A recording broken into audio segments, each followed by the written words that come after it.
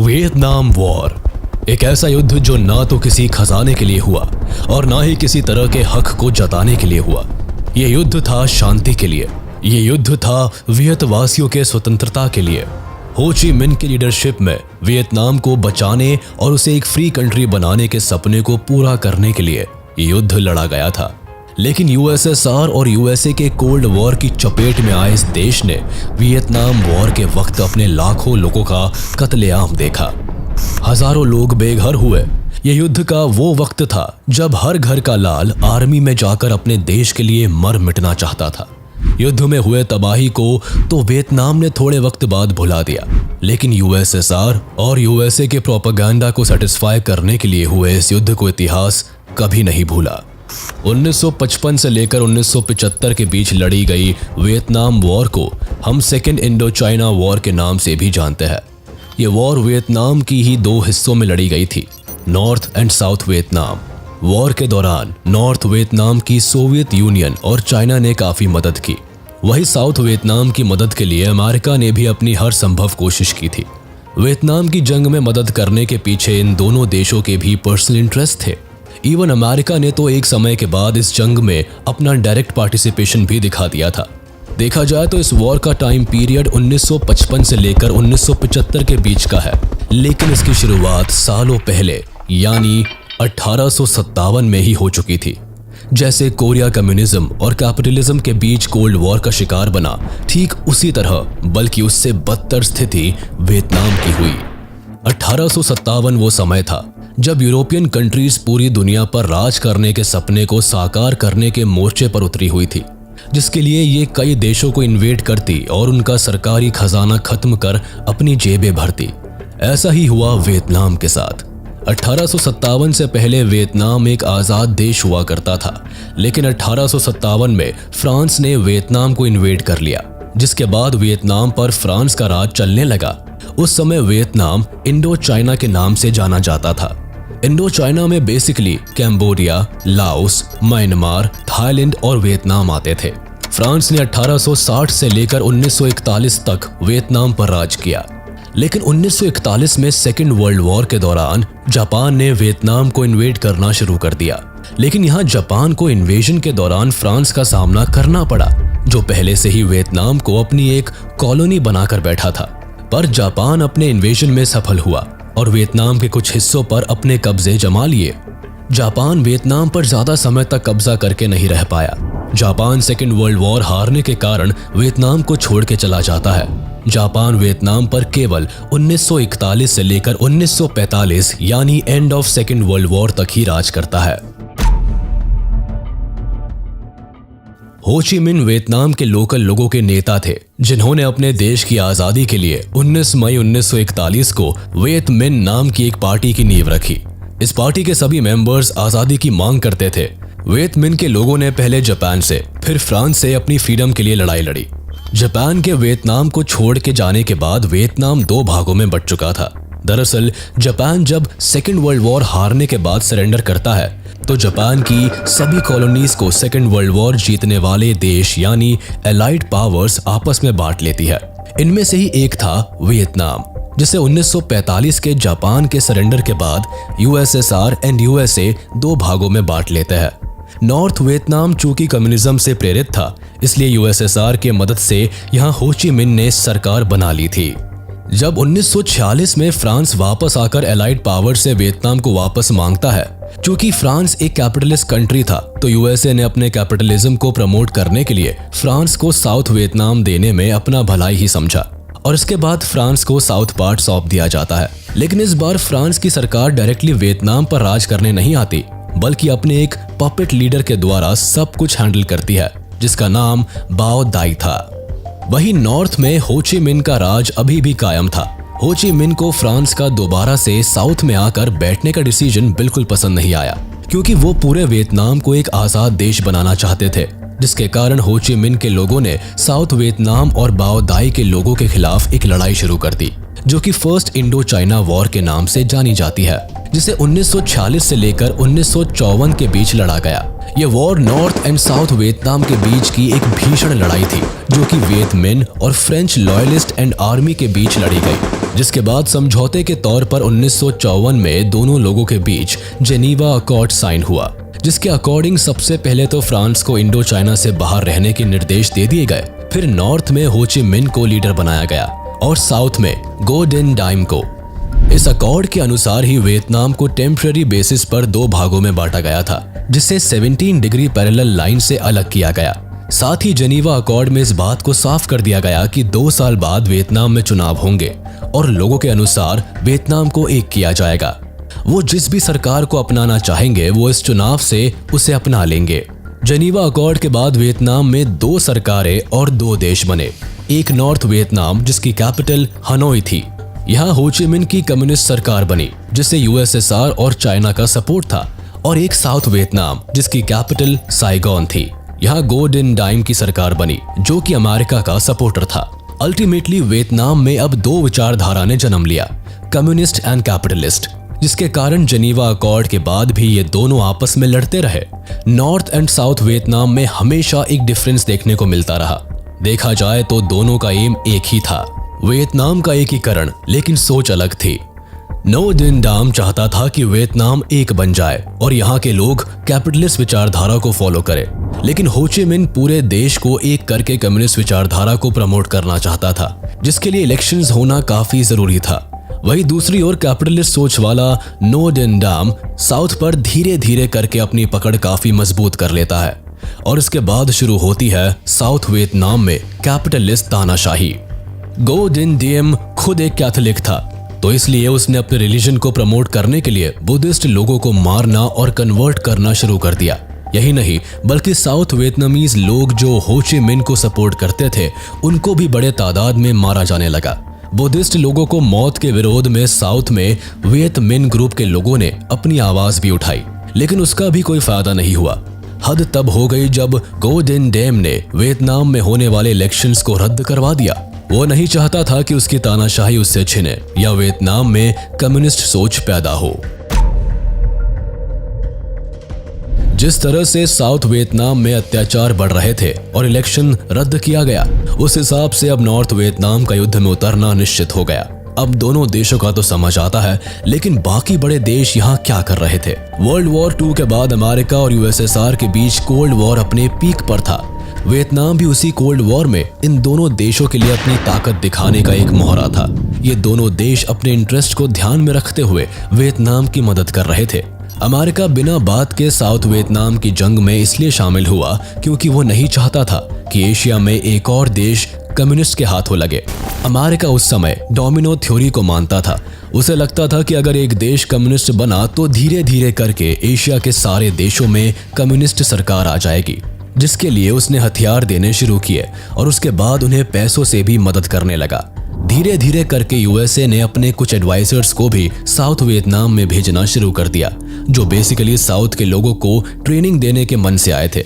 ये उन लोगों को हथियारों और जंग से जुड़ी सारी एडवाइस दिया करते थे, लेकिन समय के साथ साथ स्पेशली जॉन एफ कैनेडी के टाइम पीरियड में इन एडवाइजर्स की संख्या काफी ज्यादा बढ़ती चली गई। हो ची मिन को इस बात की खबर मिली कि गो डिन डाइम ने वियतनाम में होने वाले इलेक्शंस को कैंसिल करवा दिया है, तो वो गुस्से से आग बबूला हो गया और गो डिन डाइम के खिलाफ लड़ने का डिसीजन बना लिया। इस लड़ाई के लिए हो ची मिन ने सबसे पहले साउथ में वियत मिन नाम के ग्रुप के लोगों को हथियार पहुंचाने शुरू किए। यह हथियार पहुंचाने के लिए भी हो ची मिन ने एक अलग रास्ता निकाला। ये हथियार लाओस से साउथ वियतनाम में पहुंचाए जाते थे, जिससे किसी को कुछ ना पता चल सके। जैसे ही यह हथियार वियत मिन के लोगों के पास आए, वैसे ही साउथ वियतनाम में लड़ाई छिड़ गई। वियत मिन ग्रुप के लोग अब गो डिन डाइम की सेना का मुंह तोड़ जवाब देने लगे। इसी बीच गो डिन डाइम का गुस्सा इतना ज्यादा बढ़ गया था कि उसने एक शांति से प्रदर्शन कर रहे लोगों पर गोली चलवा दी। इन लोगों में कई बौद्ध धर्म के लोग थे। इन सभी लोगों की मौके पर ही मौत हो गई। इस अटैक से बाकी के बच्चों और बड़े लोगों को भी गोलियां लगी थी। अब गो डिन डाइम की निरंकुशता और डिक्टेटरशिप यूएसएसआर और यूएसए को साफ दिखने लगी। इसी बीच गो डिन डाइम की हत्या हो गई, जिसका इल्जाम अमेरिका पर लगा। लेकिन इसके हत्या के बाद अब अमेरिका सीधे इस युद्ध में उतरने वाला था। अगस्त 1964 में गल्फ ऑफ टोनकिन में एक घटना हुई जिसमें नॉर्थ वियतनामीज की नेवल आर्मी ने यूएस नेवल बोट्स पर अटैक किया, जिसमें यूएस नेवल ऑफिसर्स मारे गए। जिसके बाद यूएस कांग्रेस ने गल्फ ऑफ टोनकिन रेजोल्यूशन पास किया एंड डायरेक्टली वॉर में पार्टिसिपेट कर लिया। लेकिन हैरानी की बात यह है कि बाद में यह बात सामने आई कि गल्फ ऑफ टोनकिन का इंसिडेंट एक फेक इंसिडेंट था, जिसे अमेरिका ने केवल वॉर में पार्टिसिपेट करने का एक मोहरा बनाया था। वॉर में अमेरिका के डायरेक्ट पार्टिसिपेशन के साथ ही 1967 तक अपने करीब 5 लाख सोल्जर्स भी वियतनाम में उतार दिए थे। इन सभी सोल्जर्स को साउथ वियतनाम में उतारा गया, जिन्होंने नॉर्थ वियतनाम पर हमला करना शुरू कर दिया। ये नॉर्थ वियतनाम पर भर भर के बमबारी करने लगे। इन्होंने नॉर्थ में कई बॉम्ब कैंपेन चलाए, लेकिन इन बमबारी का कुछ खास असर देखने को नहीं मिला। वो इसलिए क्योंकि वियतनाम के लोग गुरिल्ला वॉरफेयर में काफी माहिर थे, जिससे वो सभी बॉम्बिंग से आराम से बच जाया करते थे। वो बॉम्बिंग्स के दौरान इन गुफाओं में घुस जाया करते थे और जैसे ही किसी यूएस सोल्जर को अपनी सुरंग के ऊपर पाते उसे मार दिया करते थे। यूएस सोल्जर्स के लिए इन सुरंगों में जाना मौत के मुंह में जाने के बराबर था, क्योंकि वो वॉर की इस टेक्निक से अनजान थे, जिसके कारण उनका नॉर्थ वियतनाम के सामने पलड़ा हल्का होता भी दिखा। इस वॉर के दौरान यूएसएसआर और चाइना ने नॉर्थ वियतनाम की काफी मदद की। उन्होंने अमेरिका की तरह जंग में डायरेक्ट पार्टिसिपेट तो नहीं किया, लेकिन हथियार और पैसा भर भर के भेजा। चाइना ने तो अपनी मेडिकल और इंजीनियर टीम तक वियतनाम की मदद के लिए भेज दी थी, जिस कारण अमेरिका भी इस जंग में अपनी पूरी ताकत झोंक रहा था। इवन आपको जानकर हैरानी होगी कि अमेरिका ने इस वॉर के दौरान पूरे 3 साल तक लगातार नॉर्थ वियतनाम पर बॉम्ब अटैक्स किए। ये बॉम्ब अटैक्स इतने ज्यादा थे कि वर्ल्ड वॉर 2 में भी कभी इतने बॉम्ब्स नहीं दागे गए थे, जिस कारण भी इस जंग को याद किया जाता है। इस बमबारी को ऑपरेशन रोलिंग थंडर का नाम दिया गया था। अमेरिका ने वियतनाम की जंग को जीतने के लिए अपनी हर एक कोशिश की। इन्होंने लगातार अपने सोल्जर्स की संख्या भी बढ़ाई, लेकिन सोल्जर्स की संख्या बढ़ाने से भी कुछ नहीं हुआ, क्योंकि अमेरिका के सोल्जर्स जिन परेशानियों से गुजर रहे थे ये बात तो केवल वही जानते थे। अमेरिकन सोल्जर्स इससे पहले ऐसी सिचुएशन और टेरेन में कभी नहीं लड़े थे। उनके लिए जंगलों में लड़ना काफी मुश्किल था। ऊपर से वो गुरिल्ला टैक्टिक्स के भी शिकार हो रहे थे। वो गुरिल्ला अटैक्स में भी माहिर नहीं थे। वियतनाम में उस समय अधिकतर जंगल और पहाड़ी एरिया था, जिसके कारण अमेरिकन सोल्जर्स को पानी में, जंगल में और पहाड़ों पर घंटों समय बिताना पड़ता। उनके लिए एक जगह से दूसरी जगह जाना भी काफी परेशानी भरा था। वही वियतनाम के सोल्जर्स को तो इस टेरेन और इन जंगलों की आदत थी। गुरिल्ला युद्ध पर लगाम लगाने के लिए अब अमेरिका ने एक भयानक चाल चली। हथियारों से होने वाला युद्ध अब खतरनाक केमिकल से होने लगा। अमेरिका ने वियतनाम पर केमिकल अटैक्स करने शुरू किए, जिसमें नापाम केमिकल और एजेंट ऑरेंज आते थे। नापाम केमिकल का मेन काम जंगलों में आग लगाने का था। इस केमिकल के छिड़के जाने से पूरे जंगल में आग लग जाया करती थी। एंड एजेंट ऑरेंज ऐसा केमिकल पाउडर था जिसके छिड़के जाने से जंगल के पेड़ पौधे अपनी पत्तियां छोड़ देते थे, जिसमें आसमान से साफ तौर पर दुश्मन का पता लगाकर उसे मारा जाया करता था। लेकिन इस केमिकल ने वियतनाम में एक भारी एनवायरमेंटल कॉज पैदा किया। हो ची मिन अब तक केवल डिफेंसिव मोड में जंग में शामिल थे, लेकिन अब वो फ्रंट फाइटिंग मोड को अपनाने वाले थे। हो ची मिन ने टेट ऑफेंसिव नाम के एक ऑपरेशन को प्लान किया, जिसके अकॉर्डिंग नॉर्थ वियतनाम की फोर्सेस अमेरिकन सोल्जर्स के आर्मी बेसिस, यूएस एम्बेसी और बाकी लोकेशंस पर हमला बोलने वाले थे। ये अटैक्स एकदम सीक्रेट होने वाले थे, यानी अमेरिका के लिए ये अटैक्स सरप्राइज बनकर सामने आते। जनवरी 1968 में नॉर्थ वियतनाम ने अपने इस प्लान को एग्जीक्यूट किया, जो एक फेलियर के रूप में सामने आया। वैसे बेशक नॉर्थ वियतनाम का यह प्लान एक फेलियर था, लेकिन इससे नॉर्थ वियतनाम को यह तो समझ आ गया कि अगर वो चाहे तो इस वॉर को जीत सकते हैं। इस अटैक से पहले उन्हें लगता था कि वो कभी अमेरिकन पावर के सामने नहीं टिक पाएंगे, लेकिन इस अटैक ने उनका कॉन्फिडेंस लेवल बूस्ट कर दिया और यहां से वॉर में एक टर्निंग पॉइंट देखने को मिला। वॉर जहां अपनी चरम सीमा को छू रही थी, वही एक फोटो सामने आई जिसने वॉर पर काफी गहरा असर डाला। ये फोटो कोई ऐसी वैसी फोटो नहीं थी, बल्कि इस फोटो में वॉर के दौरान वियतनाम के बच्चों की स्थिति दिखाई गई थी। इस फोटो में नॉर्थ वियतनाम के कुछ बच्चे अपने गांव से रोते बिलखते बाहर की ओर भाग रहे थे। दरअसल फोटो में दिख रहे लोगों के गांव में अमेरिकन फोर्सेस ने केमिकल अटैक किए थे, जिससे पूरा गांव तबाह हो गया था। फिलहाल आपको फोटो में जो बच्चे दिख रहे हैं, अटैक में इन बच्चों के कपड़े तक जल गए थे। जिसके कारण उस फोटो में अपना इतना गहरा इफेक्ट छोड़ दिया कि खुद अमेरिका के लोगों ने अपनी सरकार के खिलाफ आवाज उठाना शुरू कर दिया। लोग अपनी सरकार के वॉर में पार्टिसिपेशन को लेकर काफी नाराज थे। साथ ही वो वॉर में सिविलियंस पर अटैक करने को लेकर भी गुस्से में थे। मीडिया ने भी इस फोटो को काफी बढ़ चढ़कर लोगों तक पहुंचाया, जिससे व्हाइट हाउस के सामने अमेरिकन लोगों ने प्रोटेस्ट करना शुरू कर दिए। लोग जंग को रोकने की मांग करने लगे। पूरे अमेरिका में प्रोटेस्ट होने लगे, जिसके बाद अमेरिका ने अपने लोगों को सांत्वना देते हुए जंग को जल्द खत्म करने की बात कही। लेकिन टेट ऑफेंसिव अटैक के बाद ये बात भी साफ हो गई कि वॉर अभी खत्म होने वाली नहीं थी, जिससे अमेरिका के लोग लगातार अपनी सरकार के खिलाफ प्रोटेस्ट करने लगे। इसी बीच एक भयानक इंसिडेंट और देखा गया। दरअसल अमेरिकन सोल्जर्स ने इसी बीच माय लाई मैसेकर को अंजाम दिया।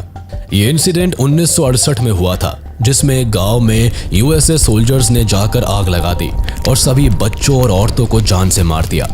मरने वाले सभी लोग सिविलियंस थे, जिनके पास ना किसी तरह के हथियार थे, ना ही ये किसी तरह से यूएसए सोल्जर्स के खिलाफ कुछ कर रहे थे। इस इंसिडेंट की फोटो भी मीडिया में काफी जोरों से फैली, जिसके बाद अमेरिकन स्टूडेंट्स ने भी प्रोटेस्ट में हिस्सा लेना शुरू कर दिया। अमेरिका के सभी लोग इकट्ठे होकर नारेबाजी करने लगे, जिसका फायदा उस समय अमेरिका के ऑपोजिशंस ने उठाया। लेकिन इसी बीच पेंटागन रिपोर्ट भी मीडिया के हाथ लग गई। पेंटागन रिपोर्ट लीक होने के बाद अमेरिकन्स का एक नया रूप ही देखने को मिला। वो अपनी सरकार से बेहद नाराज थे, जो प्रोटेस्ट के तौर पर देखने को मिलता ही था। ये रिपोर्ट 400 पेजेस की थी, जिसमें लिखा था कि कैसे अमेरिकन गवर्नमेंट ने अपनी जनता से झूठ बोला है। रिपोर्ट में साफ तौर पर लिखा था कि वॉर अभी खत्म होने वाली नहीं थी, बल्कि ये तो लंबी चलेगी। साथ ही इस जंग में वियतनाम कमजोर नहीं है, बल्कि वो हर वार का मुंह तोड़ जवाब दे रहा है। इस रिपोर्ट और तमाम वॉर फोटोज के बाहर आने के बाद अमेरिका की जनता अपनी गवर्नमेंट के खिलाफ खड़ी हो गई थी, जिसका फायदा रिचर्ड निक्सन ने उठाया। ये उस समय ऑपोजिशन पार्टी के लीडर थे, जिन्होंने जनता के गुस्से का फायदा उठाया और जैसे ही चुनाव नजदीक आने लगे, इन्होंने जनता से वादा किया कि ये वॉर को खत्म करेंगे और अमेरिकन सोल्जर्स को वापस बुला लेंगे। चुनाव से पहले किए गए रिचर्ड निक्सन के इन वादों ने अपना असर दिखाया। जनता ने 1969 के चुनाव में रिचर्ड निक्सन को अच्छी वोट परसेंटेज से जिताया, जिसके बाद सत्ता में आते ही अपने वादे के अनुसार रिचर्ड वियतनामाइजेशन के नाम से एक पॉलिसी लेकर आए। इस पॉलिसी के अकॉर्डिंग अमेरिका को वियतनाम से अपने सोल्जर्स वापस बुलाने थे और साउथ वियतनाम में वियतनाम के सोल्जर्स की संख्या बढ़ानी थी। इन्होंने 1970 तक अपने वादे को पूरा करने की कोशिश भी की। ये लगातार वियतनाम में अमेरिकन सोल्जर्स को वापस बुलाते गए। 1972 तक अमेरिका के लाखों सोल्जर्स में से केवल कुछ हजार सोल्जर्स ही वियतनाम में बचे थे। अमेरिकन सोल्जर्स के वियतनाम से एग्जिट के बाद नॉर्थ वियतनाम साउथ वियतनाम पर हावी होता नजर आ रहा था। वो लगातार साउथ वियतनाम पर बम हमले कर रहा था। बाकी वियतनामाइजेशन पॉलिसी के अप्लाई होने के बाद अमेरिका ने नॉर्थ वियतनाम के साथ एक शांति समझौता करने की ठानी, जिसके लिए 27 जनवरी 1973 को पेरिस में पेरिस पीस अकॉर्ड के नाम से एक समझौता हुआ। ये समझौता America, south and north Vietnam के बीच था। इस समझौते के तहत अमेरिका ने अपने सारे सैनिकों को कुछ दिनों में ही वियतनाम से वापस बुला लिया और नॉर्थ और साउथ वियतनाम में अपनी जंग को खत्म किया। अमेरिका ने नॉर्थ एंड साउथ वियतनाम को भी जंग बंद करने की सलाह दी।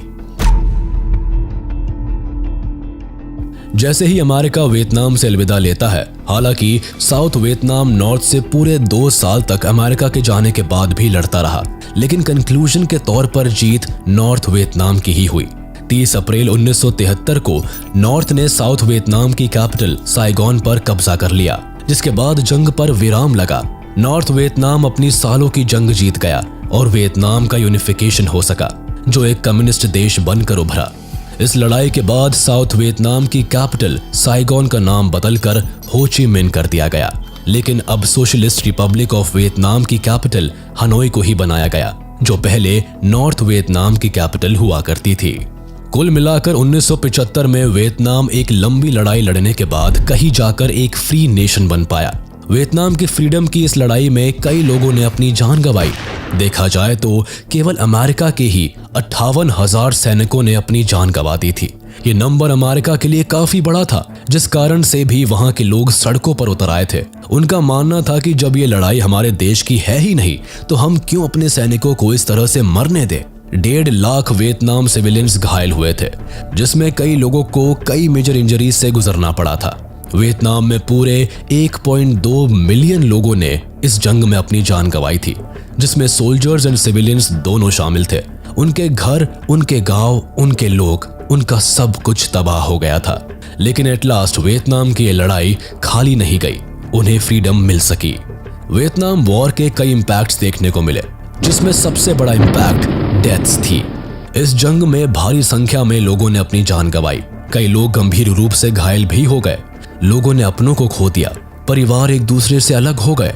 इस जंग के बाद वियतनाम के लोगों का बहुत बुरा हाल था। इसके अलावा ये ऐसी पहली जंग थी जब यूएस की हर संभव कोशिश के बाद भी वो इस जंग में नहीं जीत सका। यूएस की डोमिनो थ्योरी का भी खंडन हुआ। यूएस का बल्कि इस युद्ध के चलते अच्छा खासा नुकसान हुआ।